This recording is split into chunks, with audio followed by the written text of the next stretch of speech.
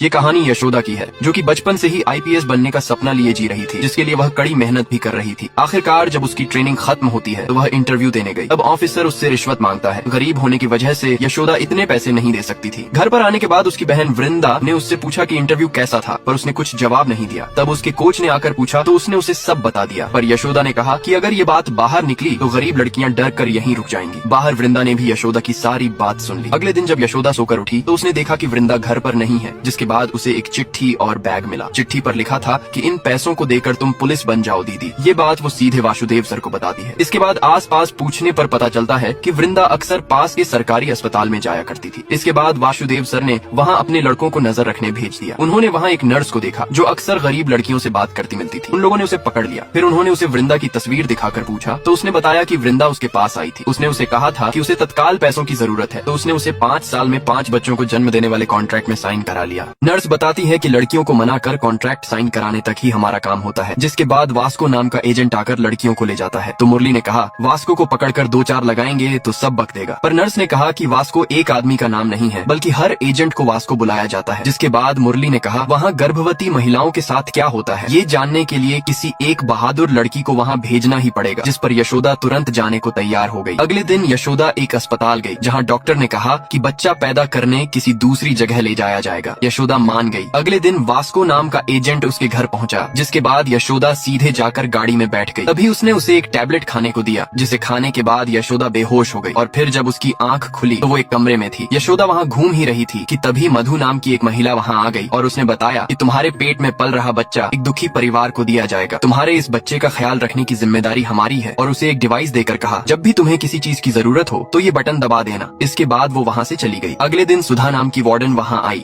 और यशोदा को एक कपड़ा